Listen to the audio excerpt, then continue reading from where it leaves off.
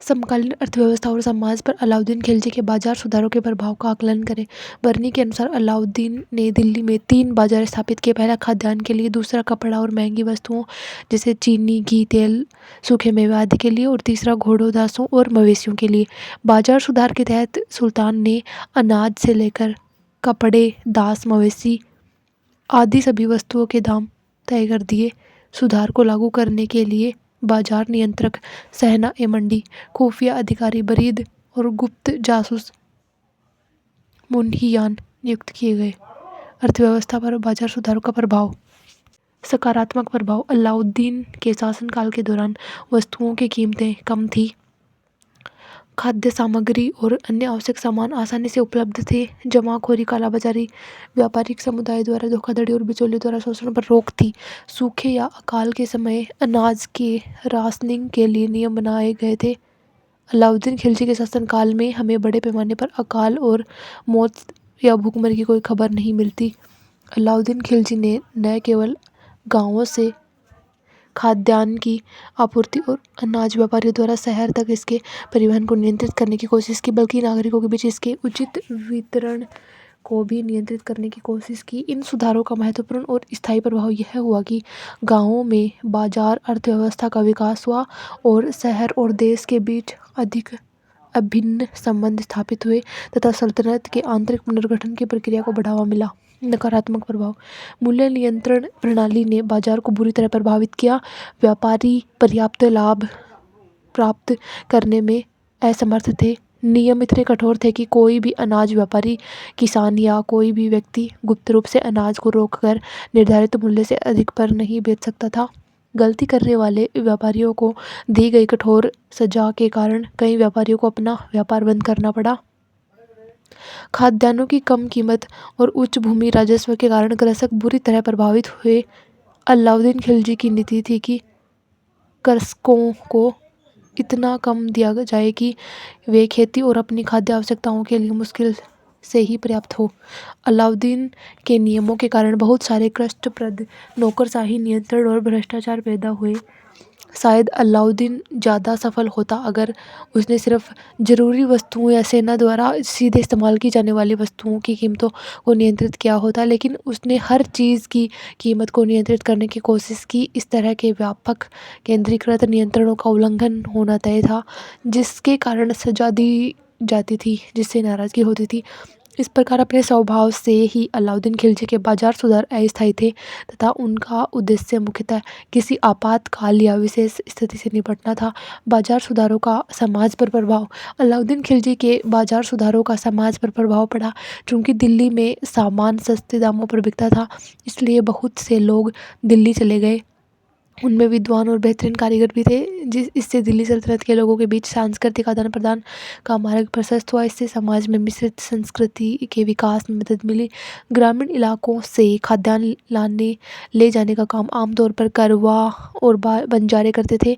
उन्हें एक दूसरे के लिए जमानत देते हुए एक निगमित निकाय बनाने का आदेश दिया गया था। इस प्रक्रिया में वे अनजाने में ही सही विभिन्न विचारों के आदान प्रदान के वाहक बन गए, जिसने दिल्ली के विकसित होते सामाजिक सांस्कृतिक जीवन को और समृद्ध किया। अलाउद्दीन खिलजी ने उच्च वर्ग पर अत्याचार किया, लेकिन आम आदमी को बहुत राहत दी। इसे सामाजिक न्याय के रूप में देखा जा सकता है।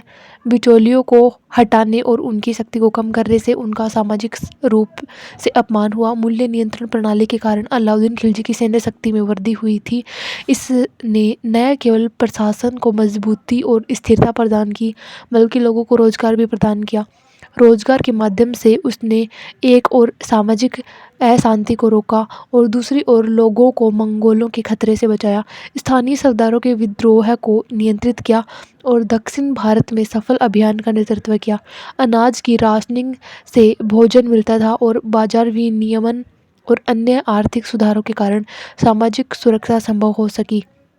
अलाउद्दीन खिलजी के शासनकाल में हमें किसी बड़े पैमाने पर अकाल और मृत्यु या भूखमरी की खबर नहीं मिलती। अधिकारियों और गुप्तचरों की सहायता से कठोर नियमन के कारण समाज में अपराध का स्तर भी कम हुआ और कानून का शासन कायम हुआ। सड़कें यात्रा के लिए सुरक्षित बना दी गई ताकि व्यापारी आसानी से बाजार में सामान ला सके। यद्यपि आपराधिक कृत्यों पर नियंत्रण था, लेकिन अलाउद्दीन खिलजी के कठोर व्यवहार ने समाज में असंतोष पैदा कर दिया। खिलजी के शासनकाल को खिलजी क्रांति के रूप में क्यों जाना जाता है? खिलजी क्रांति ने दिल्ली सल्तनत से गुलाम वंश मामलुक वंश को उखाड़ फेंका और 1290 में जलालुद्दीन खिलजी द्वारा खिलजी वंश के शासन की स्थापना की। यह केवल राजवंश में परिवर्तन नहीं था बल्कि उससे कहीं अधिक था, इसलिए इसे खिलजी क्रांति कहा जाता है। खिलजी का सत्ता में आना क्रांति क्यों थी? खिलजी कुलीन वर्ग या उलेमा के समर्थन से नहीं बल्कि अपनी तलवार के बल पर सत्ता में आए थे। खिलजियों ने भारत में शासन पर तुर्की वर्चस्व को समाप्त कर दिया। खिलजियों को शुद्ध तुर्क नहीं माना जाता था, हालांकि वे तुर्की जनजाति थे, लेकिन लंबे समय तक अफगानिस्तान में रहने के कारण उन्होंने कुछ अफगान आदतें और रीति रिवाज अपना लिए थे। दिल्ली दरबार में उनके साथ अफगानों जैसा व्यवहार किया जाता था। राजवंश स्थापित करने में खिलजियों की सफलता गैर तुर्कों की सफलता थी।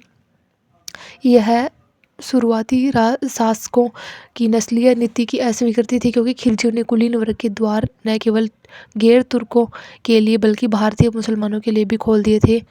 शासक वर्ग का सामाजिक आधार व्यापक हो गया। शुरुआती तुर्की सुल्तानों का मानना था कि राज्य में महत्वपूर्ण पदों पर उच्च कुल के तुर्कों का एक अधिकार था। इतिहासकार बर्नी कहते हैं कि खिलजियों के सिंहासन पर बैठने के साथ ही साम्राज्य तुर्कों के हाथों से निकल गया।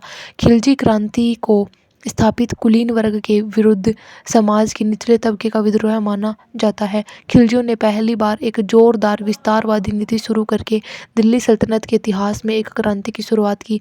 खिलजी क्रांति इसलिए क्रांति थी क्योंकि इसमें कई नए प्रशासनिक उपाय किए गए थे। उदाहरण के लिए बाजार नियमन, जिससे विभिन्न वस्तुओं की कीमतें तय होती थी। साथ ही बाजार नियमन की देखरेख के लिए सुहना और बुरीदों से मिलकर नई प्रशासनिक मशीनरी स्थापित की गई थी। इसी प्रकार माप प्रणाली शुरू करके भूमि राजस्व प्रशासन को पुनर्गठित किया गया था। खिलजी के पास राजत्व की एक अवधारणा थी जिसमें सत्ता सुल्तान के हाथ में केंद्रित थी और प्रशासन में कोई अन्य शक्ति केंद्र नहीं था। सुल्तान को उलेमाओं के मार्गदर्शन में काम करने की आवश्यकता नहीं थी। लेकिन खिलजी क्रांति के कुछ नकारात्मक पहलू भी थे। इसमें सरकार के सैन्य पहलू पर बहुत अधिक जोर दिया गया और उसका जोरदार विस्तार किया गया। सीमाओं के बावजूद खिलजी क्रांति ने एक नए युग की शुरुआत की। बर्नी द्वारा उल्लेखित अध्यादेशों का विश्लेषण करें जिन्हें अलाउद्दीन खिलजी ने बाजार नियंत्रण के लिए लागू किया था।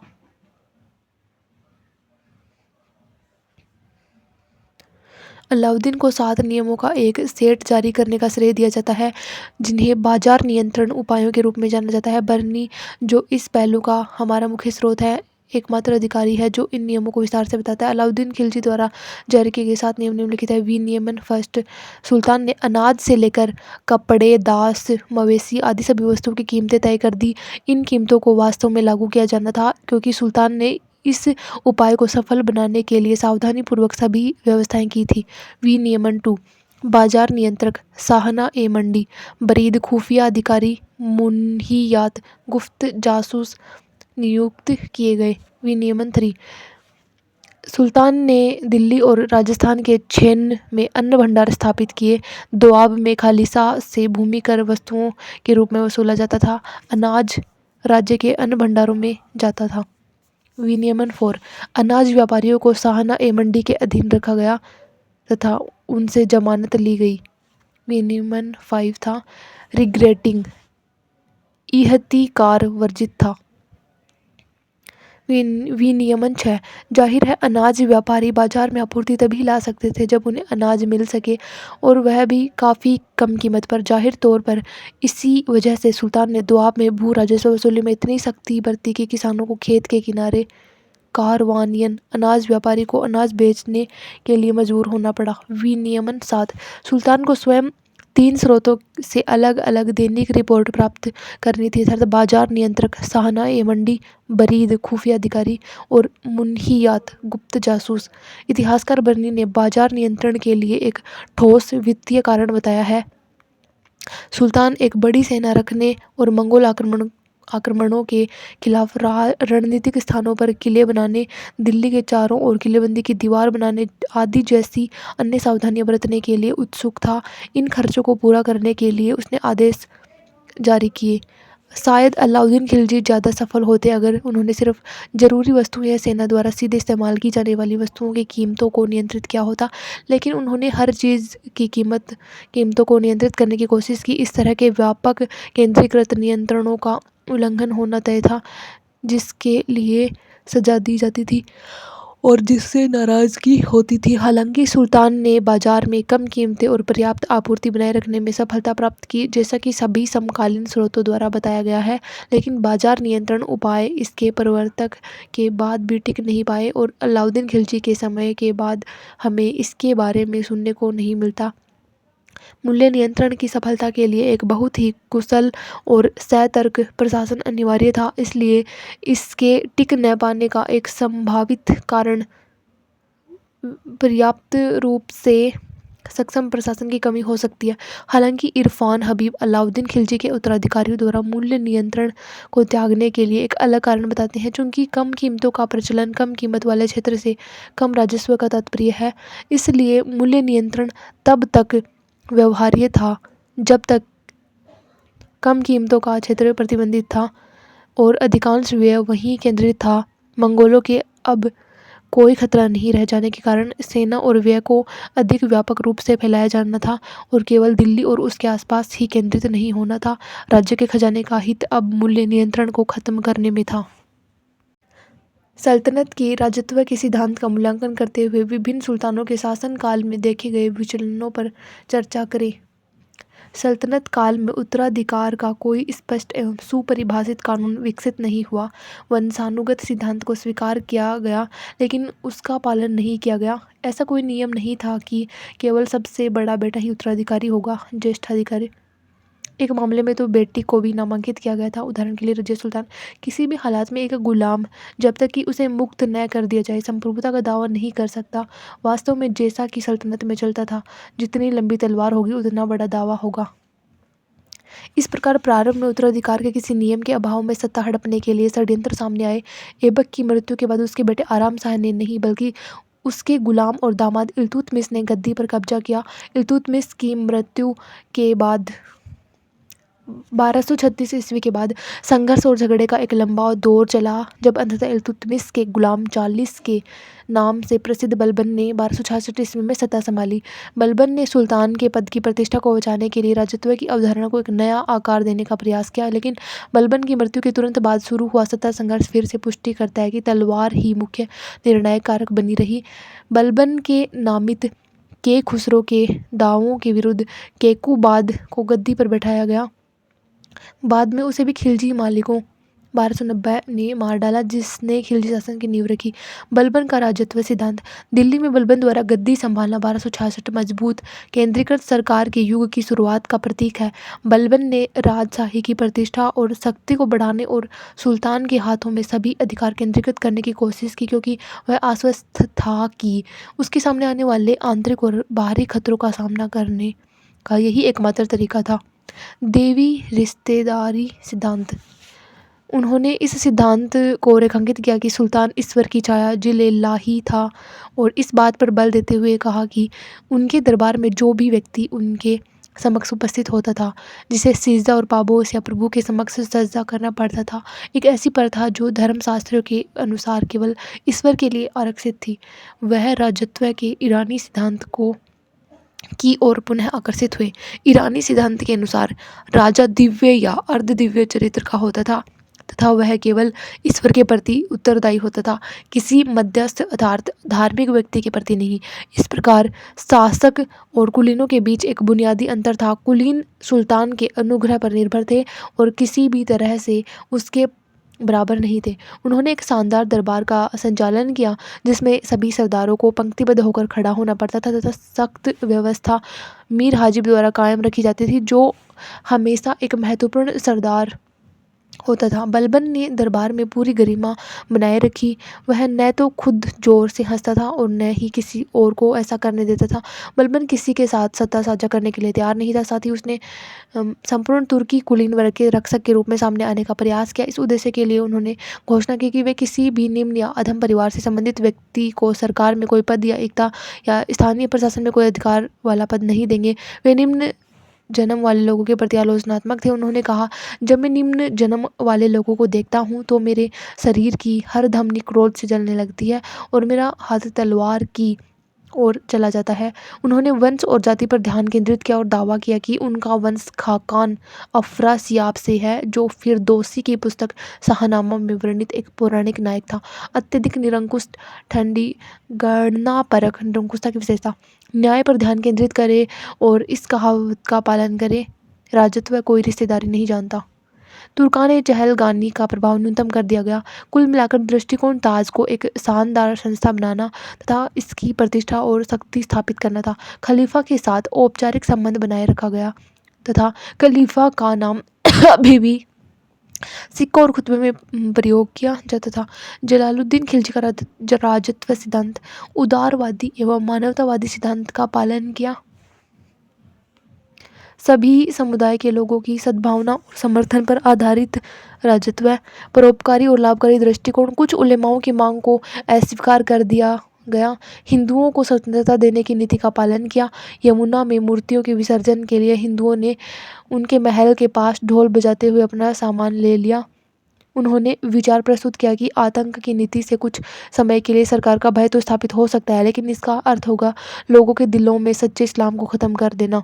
बर्नी ने उनके परोपकारी दृष्टिकोण का संदर्भ देते हुए कहा है कि उन्होंने एक चींटी को भी नुकसान नहीं पहुंचाया। 1296 ईस्वी में अलाउद्दीन खिलजी ने अपने चाचा जलालुद्दीन खिलजी को मार डाला और गद्दी पर कब्जा कर लिया। अलाउद्दीन खिलजी की मौत ने गृह युद्ध और सत्ता के लिए संघर्ष का संकेत दिया। अलाउद्दीन खिलजी। राजत्व के बारे में खिलजी का विचार यह है कि राजत्व किसी विशेषाधिकार प्राप्त वर्ग का एकाधिकार नहीं है, बल्कि यह उन लोगों की पहुंच में है जिनके पास इसे धारण करने की शक्ति और क्षमता है।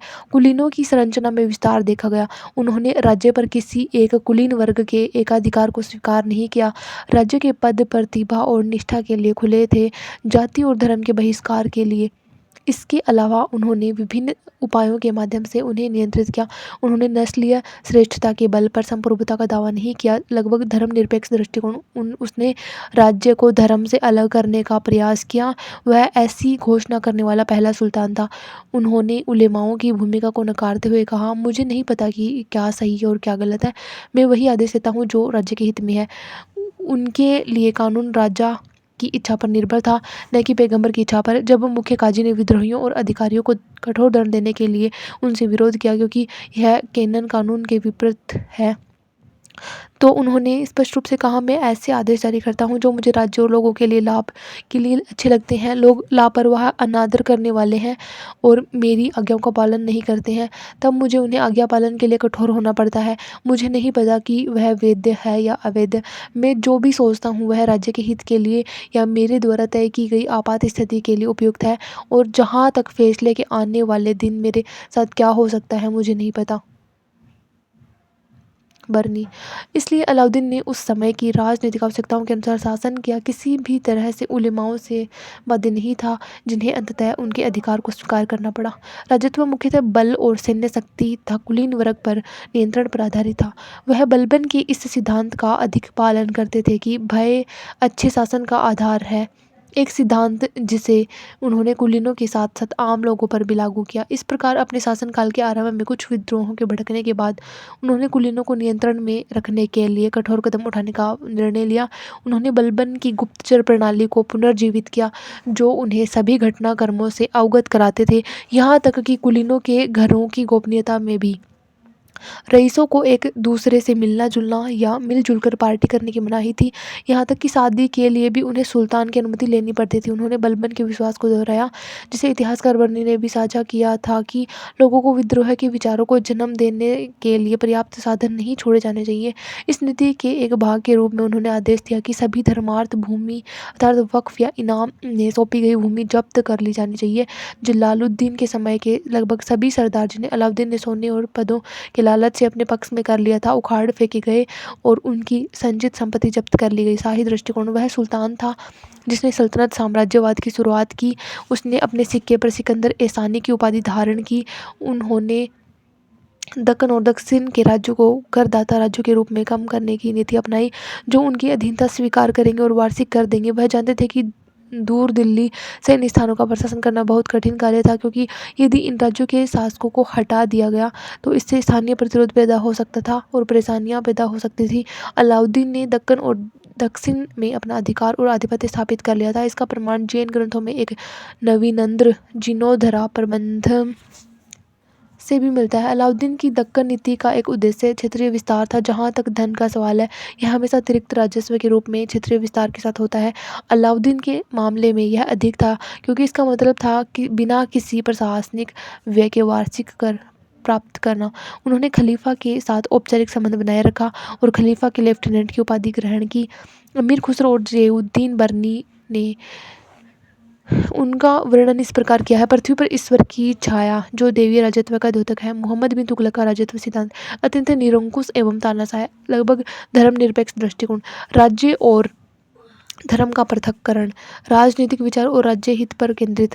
यद्यपि उन्होंने कभी भी शरीयत का उल्लंघन करने का प्रयास नहीं किया, तथापि उन्होंने महत्वपूर्ण मुद्दों पर उनका समर्थन प्राप्त करने के लिए भी कोई प्रयास नहीं किया। मोहम्मद बिन तुगलक ने अपने सिक्कों में अब्बासिद खलीफा का नाम भी लिखवाया। बाद में उन्हें खलीफा से एक औपचारिक प्रतिलेख मंसूर भी मिला, लेकिन यह सब उनके प्रति रूढ़िवादी तत्वों के रवैये को शायद ही बदल सका।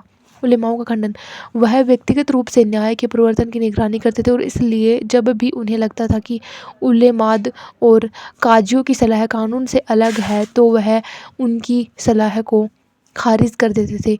जब भी उलेमा गबन और विद्रोह के दोषी पाए जाते, सुल्तान उन्हें कड़ी सजा देता। धर्मों के प्रति कैथोलिक दृष्टिकोण, वह पहले सुल्तान थे जिन्होंने होली के त्यौहार में भाग लिया और पहले जिन्होंने हिंदुओं को उच्च पदों पर नियुक्त किया। शाही दृष्टिकोण, अलाउद्दीन से भी अधिक उच्च साम्राज्यवादी महत्वाकांक्षा। उसके अधीन सल्तनत का क्षेत्र अपने चरम पर पहुंच गया। वह साम्राज्यवादी महत्वाकांक्षाओं से भरा हुआ था और सार्वभौमिक विजय का असाधारण सपना संजोए हुए था।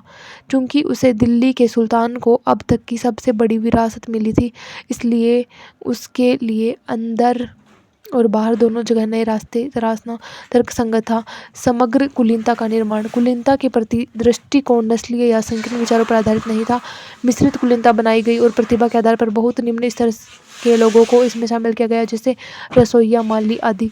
उन्होंने न केवल उन परिवारों का स्वागत किया जो लंबे समय से भारत में बसे हुए थे और पिछले शासकों की सेवा कर चुके थे, रसोइया, बुनकर, शराब बनाने वाले, संगीतकार आदि। इनमें से कुछ धर्मांतरित थे तो और कुछ हिंदू थे। इस प्रकार उनका कुलीन वर्ग चरित्र में बहुत ही विषम था, लेकिन वह ऐसा साधन नहीं था जिस पर सुल्तान मुश्किल समय में भरोसा कर सके। यद्यपि निम्न श्रेणी के नियुक्त व्यक्ति और कई तुर्क और हिंदुस्तानी सरदार वफादार बने रहे, फिर भी मंगोल और अफगान सदा अमीरा का व्यवहार अलग था। वह पहले व्यक्ति थे जिन्होंने सूफियों को कुलीन वर्ग में शामिल किया तथा सूफियों के साथ वैवाहिक संबंध स्थापित किए। उनका दृष्टिकोण अत्यधिक नवीन था और उन्होंने कई कदम उठाए, जैसे दौलताबाद को दूसरी राजधानी बनाना, टोकन मुद्रा, कृषि प्रयोग और विदेशी अभियान। फिरोज शाह तुगलक का राजत्व सिद्धांत, राज्य और धर्म को जोड़ा। उन्होंने इस्लाम के आधार पर शासन करने की घोषणा की। उन्होंने उलेमाओं को खुश किया। उन्होंने कई ऐसे करों को समाप्त कर दिया जो गैर इस्लामिक थे। उन्होंने ब्राह्मणों पर जजिया लगाया। परोपकारी एवं कल्याणकारी दृष्टिकोण, सिंचाई, विवाह ब्यूरो, रोजगार ब्यूरो, सार्वजनिक कार्यों को बढ़ावा, शिक्षा, मदरसा एवं अस्पताल की स्थापना आदि। उन्होंने कुलीनों मुक्तियों के प्रति तुष्टीकरण का दृष्टिकोण अपनाया और एकता को वंशानुगत बना दिया। उन्होंने सिक्कों और खुतबे में खलीफा के नाम का प्रयोग करके खलीफा के साथ संबंध बनाए रखा। लोदियों के राज्यारोहण 1451 से 1526 ईस्वी के साथ एक नया तत्व अफगान जुड़ गया। अफगानों की संप्रभुता की एक विशिष्ट अवधारणा थी। वे अपने ऊपर सुल्तान का पद स्वीकार करने के लिए तैयार थे, लेकिन वे साम्राज्य को अपने कुलों, फार्मुलिस, सरवानी, नियाज आदि के बीच विभाजित करना चाहते थे। सुल्तान सिकंदर लोदी 1517 ईस्वी की मृत्यु के बाद साम्राज्य इब्राहिम और जलाल छोटे भाई के बीच विभाजित हो गया। यहाँ तक कि शाही विशेषाधिकार और विशेषाधिकार भी कबीले के सदस्यों द्वारा समान रूप से साझा किए गए। उदाहरण के लिए हाथी रखना शाही विशेषाधिकार था, लेकिन बताया जाता है कि आजम हुमायूं सरवानी के पास 700 हाथी थे। अफगानों ने जनजातीय मिलिशिया को बनाए रखने की अवधारणा को अपनाया, जिससे आगे चलकर केंद्रीय सरकार की सैन्य क्षमता में भारी बाधा उत्पन्न हुई।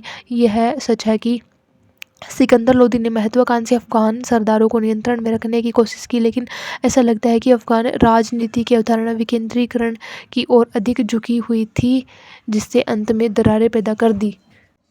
मध्यकालीन भारत के इतिहास के स्रोत के रूप में बर्नी के विवरण का आलोचनात्मक मूल्यांकन करें। तारिख ए फिरोज शाही के प्रसिद्ध लेखक जियाउद्दीन बर्नी जन्म 1285 को प्रारंभिक मध्यकालीन भारत के सभी समकालीन इतिहासकारों में सबसे महान माना जाता है। बर्नी मोहम्मद बिन तुगलक के अधीन शाही दरबार में शामिल हुए।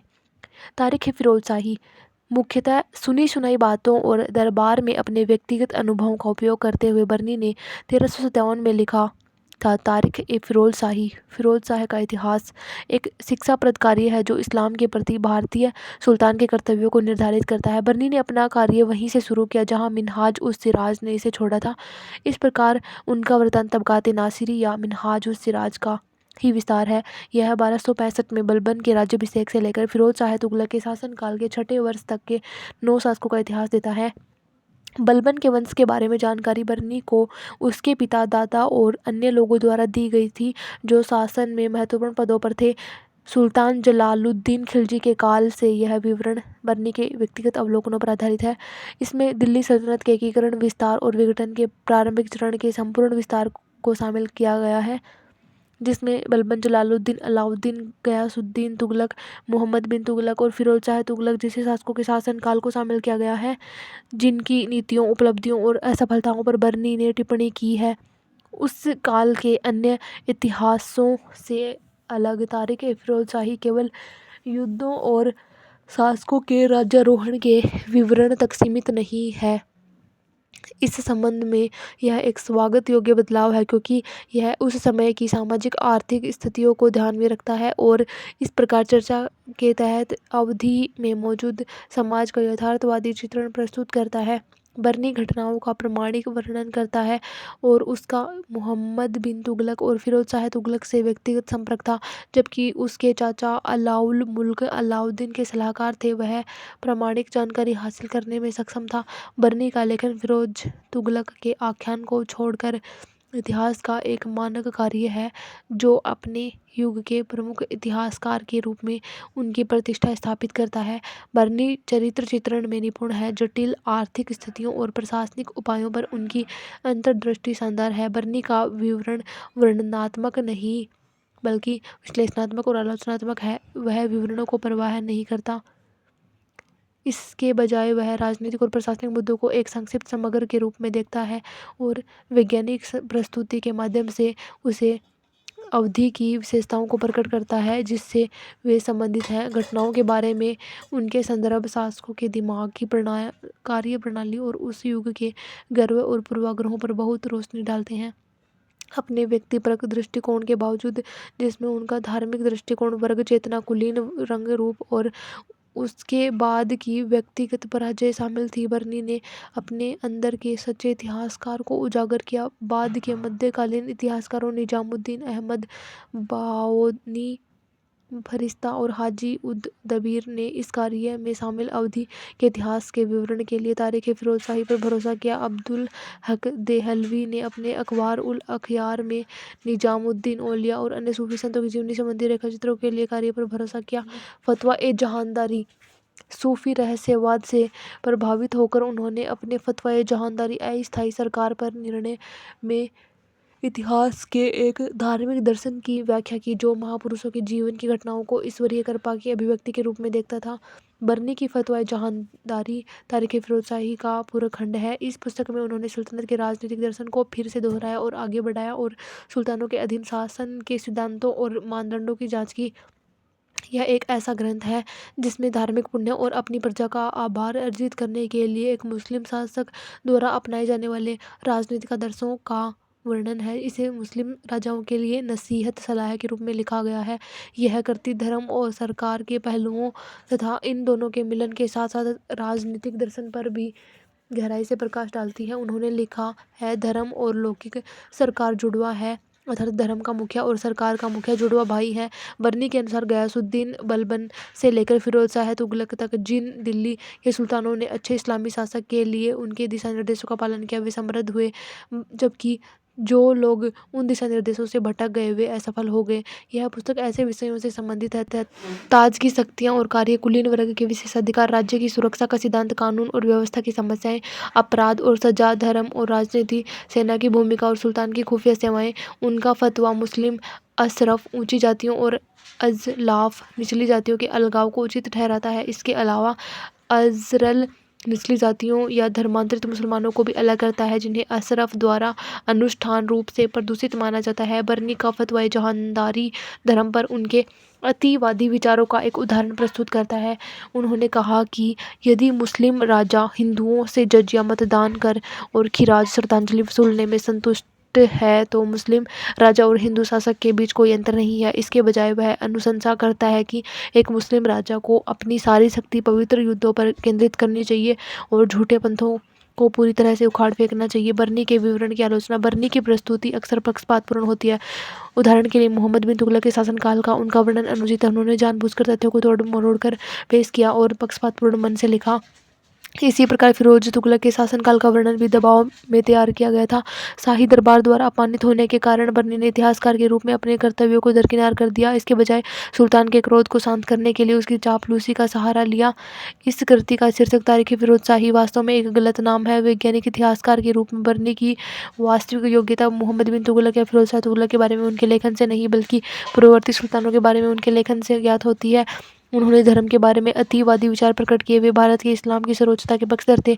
बर्नी के पास तारीखों का अभाव है। कुछ स्थानों पर उन्होंने घटनाओं और राजनीतिक घटनाक्रमों का कालानुक्रमिक विश्लेषण किया है, लेकिन ऐसा इसलिए हो सकता है क्योंकि उन्होंने यह पुस्तक अपने दयनीय जीवन के अंतिम वर्ष में केवल अपनी स्मृति के आधार पर लिखी थी, जब उनके पास स्वयं को सत्यापित करने और सही करने के लिए नोट्स या अन्य संदर्भों का कोई लाभ नहीं था। यद्यपि बर्नी ने कई बार सूचना के स्रोतों का उल्लेख किया, लेकिन उन्होंने अपने समकालीन कार्यों से परामर्श नहीं लिया।